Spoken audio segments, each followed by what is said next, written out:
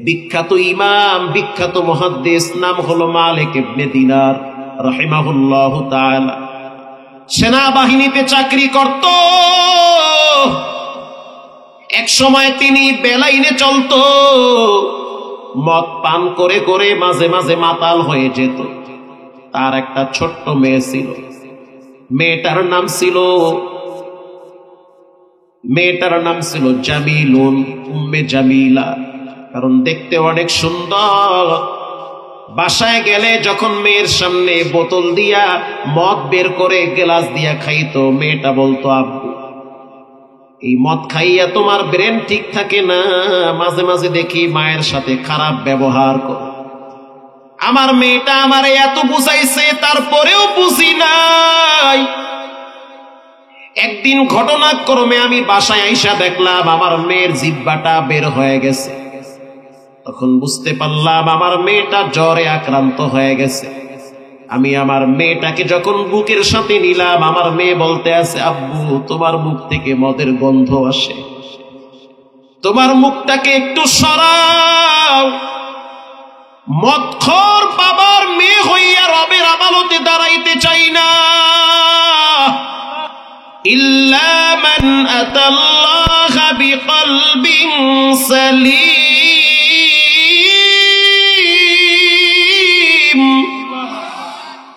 কিয়ামতের ময়দানে মাল কাজে আসবে না, সন্তান কাজে আসবে না। যদি সম্পদ বেলাইনে খরচ করেন কাজে আসবে না। জায়গা মতো খরচ করলে সেই সম্পদ উহুদ পাহাড় পরিমাণ নেকের আমলে ওজন হবে।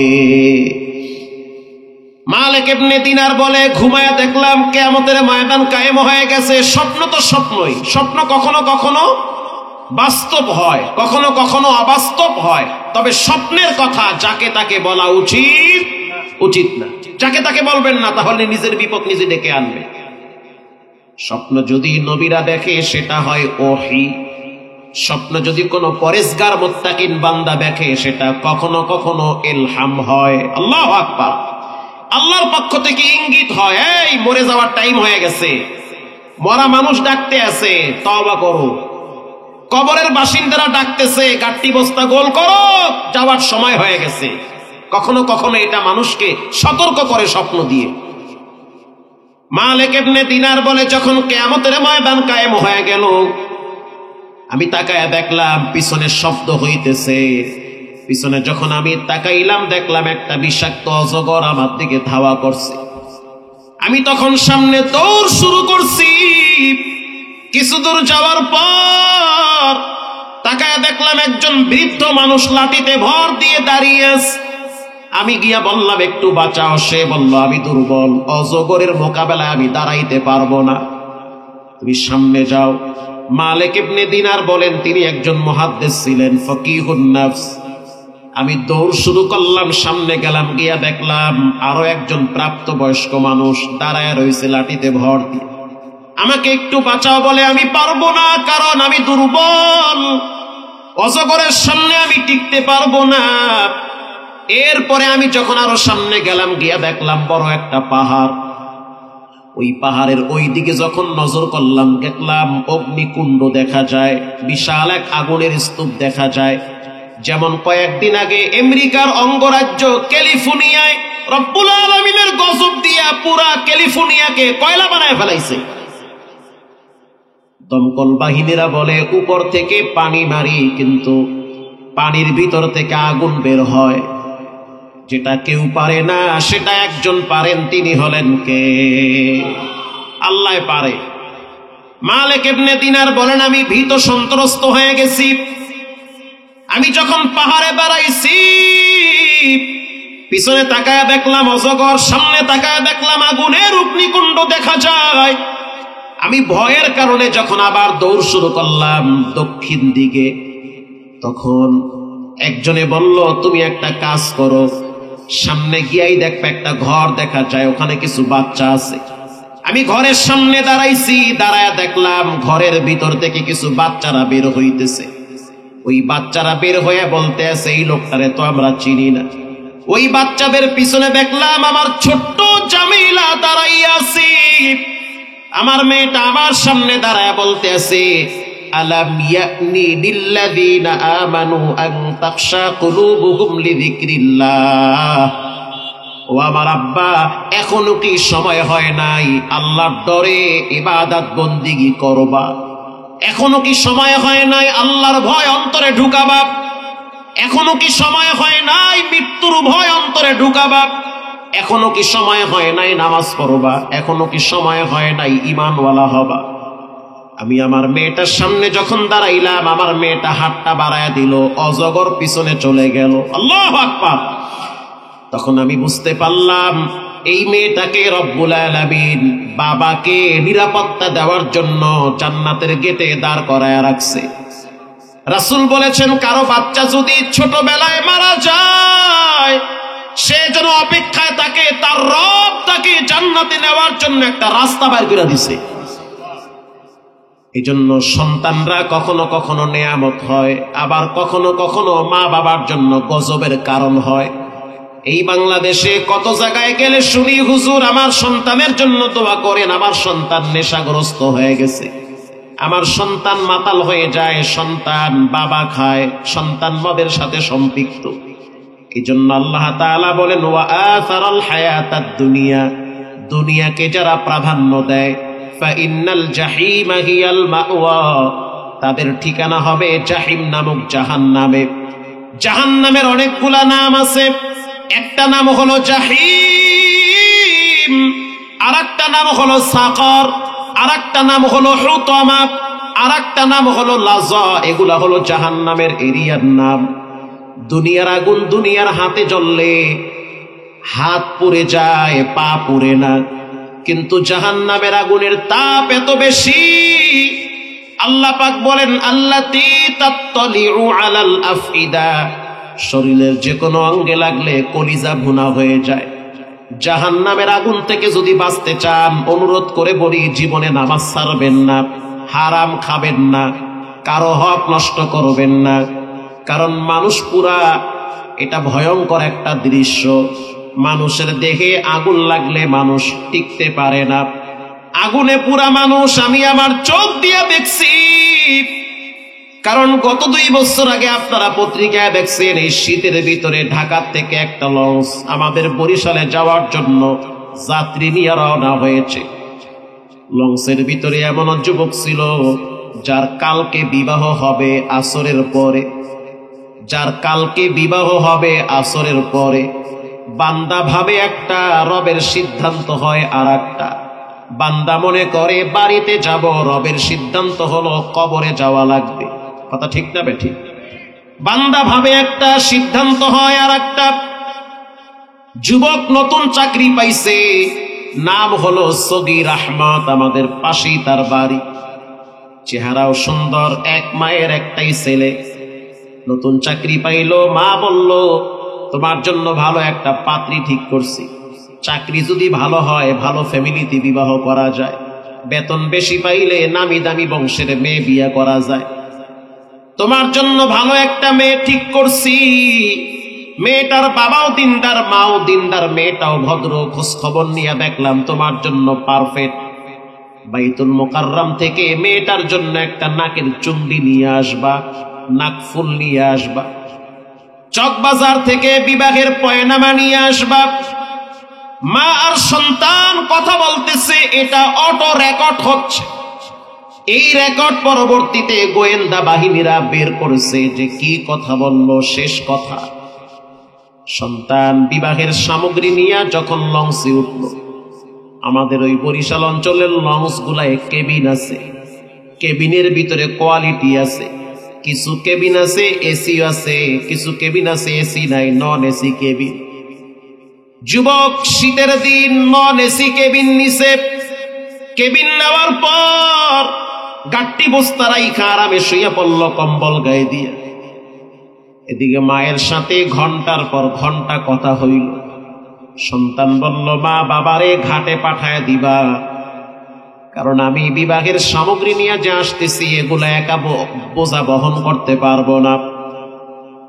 মা সিদ্ধান্ত অনুযায়ী তার বাবারে বইলা দিছে, ফজর হওয়ার আগে লঞ্চ ঘাটে চলে যাবা। এদিকে সন্তান ঘুমায় গেছে। সন্তান যদি বাড়িতে আসার কথা মা শুনে, তখন মায়ের আর ঘুম হয় না। সন্তান বাড়িতে আসবে এই সংবাদ যদি মা পায়, কোনো মা সহজে ঘুমায় না, ঘুম চোখে আসে না। সন্তান আসতেছে, একটু পর পর টেলিফোন দেয়, কত দূর আসছো? সন্তান বলতেছে, কেবলমাত্র কীর্তন খোলা নদী পার হচ্ছি, বুড়িগঙ্গা পার হইতেছি, এরপরে চাঁদপুর পার হব, এরপরে কীর্তন খোলা, পদ্মা মেঘনা পার হয়ে যেতে হবে আগুন মহানদীতে। কিছুক্ষণ পর সন্তান ঘুমায় গেল, মোবাইল সাইলেন্ট করা। হঠাৎ ঘুম ভেঙ্গে গেল, ফজরের নামাজের আগে আগে ঘুমটা ভেঙ্গে গেল, তাও এমনি ভাঙ্গে নাই, তাপের কারণে ঘুম ভাঙছে। ডাইনে বামে তাকায় দেখে কি ব্যাপার, ডিম লাইট তো বন্ধ হয়ে গেছে। শুধু তাই না, ভিতরে যেই অ্যাডাপ্টার লাগানো লাইন থাকে, সুইচ থাকে, সবগুলা দেখলো বন্ধ হয়ে গেল। মোবাইলের দিকে তাকায় দেখতে আছে মায়ের প্রায় 70টার মতো কল। সন্তান চিন্তা করলো, মার কি হইল, কেন এতগুলা কল মা বারবার দেয়। ফোনটা রিসিভ করে বলল, মা কি হয়েছে? মা বলতে আছে, সন্তান কেন জানি আজকে আমার কলিজাটা শুকায় যাইতেছে, কেন জানি আজকে আমার গলাটা শুকায় যায়। কারণ রব্বুল আলামিন মায়ের কলিজার ভিতরে তার লাগায় দিছে যে সন্তান তো পানির অভাবে মারা যাবে একটু পরে। সন্তান এবার পানির পিপাসায় অস্থির হয়ে গেল। মূলত পানির পিপাসার কারণে তার ঘুমটা ভেঙে গেছে। পানির পিপাসা কেনই বা লাগবে না? লঞ্চের চতুর্দিকে আগুন লাগছে, অথচ লঞ্চ পানির উপরে চলতেছে। কোথায় গিয়ে বাঁচবা? যেই ঘরটায় ঘুমাও পাশের রুম তো গ্যাস সিলিন্ডার বাস্ট হইয়াও তো পুইরা মরতে পারো। একটু পরে যখন চতুর্দিকে আগুনের তাপ শরীরে লাগলো, তখন সন্তান মায়ের সাথে বলতে আছে, মা অবস্থা খুব বেগতিক, চতুর্দিকে আগুনের ধোঁয়া এবং গন্ধ বের হচ্ছে। মা বলতেছে, সন্তান বাথরুমে গিয়া ট্যাপের লাইন ছাইরা দাও। সন্তান বলতে আছে, বাথরুমের ভিতরে যে ঢুকবো, ওই শীতকানি গুলার ভিতরে আগুনের তাপ লাইগা শক্ত হইয়া নরম হইয়া বেঁকা হয়ে গেছে। লোহায় যদি আগুন লাগে, আগুন কি লোহা কি শক্ত থাকে না নরম হয়ে যায়? এটা নরম হয়ে বেঁকা হয়ে যাচ্ছে। এবার সন্তান বলতে আছে, মা বিদায়ের সালাম, জীবনে আর কোনোদিন দেখা হবে না, তবে আমার মৃত্যুর পর আমার লাশটারে মসজিদের পাশে দাফন করবা, আর আমার চেহারাটা তুমি দেখবা না, কারণ আগুনে পুড়লে চেহারা কালা হয়ে যায়, চেহারা দেখা বোঝা যায় না। আমার আব্বারে বলবা, আমার কাজা নামাজগুলা যেমন আব্বাই পড়ে দেয়, অলসতামি করে জীবনে অনেক নামাজ কাজা করছি। এবার মা চিৎকার মেরে বলতে আছে, সন্তান আমার হায়াতটা তোমারই দিয়ে দিলাম, আল্লাহ যেন তোমারে বাঁচায় রাখে। মোবাইলের ভিতরে চিল্লায়া বলতে আছে, আল্লাহ আমার হায়াতটা আমার বাচ্চারে দাও, আমারে বাঁচায় রাখো। একেই বলে মা। আল্লাহর সিদ্ধান্ত, কুল্লু নাফসিন যায়িকাতুল মাউত, প্রতিটা মানুষের জন্য মৃত্যু নির্ধারণ করেছেন একজন, তিনি হলেন কে? আল্লাহ। ওখানেই মারা গেল। শুধু মারা যায় নাই, পুরা দেহটা আগুনে পুড়ে কয়লার মতো হয়ে গেছে। এত সুন্দর চেহারা সগীর আহমদের, অথচ আগুনে পুড়তে পুড়তে চেহারা কালা হয়ে গেছে। এজন্য আল্লাহ কোরআনে বলেন, আল্লাতী তাত্তালিউ আলাল আফইদা, দুনিয়ার আগুন যেখানে লাগে সেখানে জ্বলে, বাকি জায়গা জ্বলে না। জাহান্নামের আগুনের তাপ এত বেশি, শরীরের যে কোনো অঙ্গে লাগলে কলিজা পর্যন্ত ভুনা হয়ে যায়। আল্লাহর জাহান্নামের আগুন থেকে যদি বাঁচতে চান, দলের পরিচয় কবরে চলবে না, ইমানের পরিচয় কবরে লাগবে, নবীর পরিচয় রবের পরিচয় কবরে লাগবে। ঠিক না বে ঠিক? আজ থেকে পাক্কা তওবা করে নেন, জীবনে কোনোদিন মা বাবার সাথে বেয়াদবি করব না। দুইটা জায়গায় কখনোই বেয়াদবি করবেন না। এক নম্বরে, কোনোদিন নিজের অজান্তেও আব্বা আম্মার সাথে খারাপ ব্যবহার করবেন। আব্বা আম্মা হলো আগুনের মতো, তাপ নিয়া নিয়া চলেন। যদি দোয়া করে তো কপাল খুইলা যাবে। এখন দোয়া করবে, 30 বছর পর সেই কপাল আল্লাহ তোমার খুলতে পারে। এই জন্য রাসূল বলেছেন, মুআজ ইবনে জাবাল, লা তুশরিক বিল্লাহ ওয়া ইন কুতিলতা ওয়া হুররিকতা, যদি তোমাকে যদি আগুনে ফালানো হয় তারপরও শিরিক করবা না, যদি তোমাকে হত্যাও করা হয় তারপরেও বলবা তোমার রব একজন, তিনি হলেন কে? 2 নম্বরে মুআজ ইবনে জাবাল, জীবনে কোনোদিন আব্বা আম্মার সাথে বেয়াদবি করবা না। আল জান্নাতু তাহতা আকদামিল উম্মাহাত, মায়ের পায়ের নিচে সন্তানের জন্য জান্নাত রেখে দিয়েছেন কে? আল্লাহ। খবরদার কোনোদিন আব্বা আম্মার সাথে চোখ রাঙ্গায়া কথা বলবেন না। বাবার ভাষা খারাপ সত্য, মায়ের ব্যবহার খারাপ সত্য, মা আর বউ যুদ্ধ লাগে এটাও সত্য, তারপরেও ঠান্ডা মাথায় মাকে বুঝাতে হবে, মাথা গরম করা যাবে না। জীবনে কোনোদিন আব্বার সাথে বেয়াদবি করবেন না, নিজের অজান্তেই নিজের পায়ে কুড়াল দিবেন।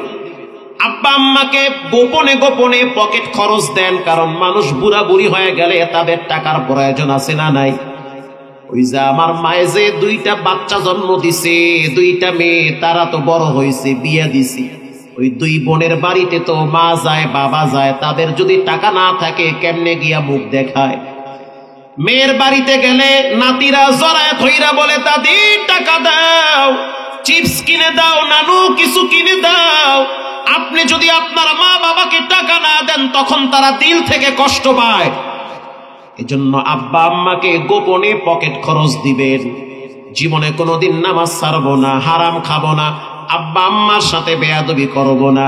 দিলটা যদি ভালো থাকে তওবার নিয়তে 2টা হাত আল্লাহকে দেখায়া দেন, নারায়ে তাকবীর। আয় আল্লাহ এই হাতগুলা কবুল করে নেন। জীবনে একবার মক্কা মদিনার কালো গিলাফের সাথে লাগায়া দেন, বলেন আমিন।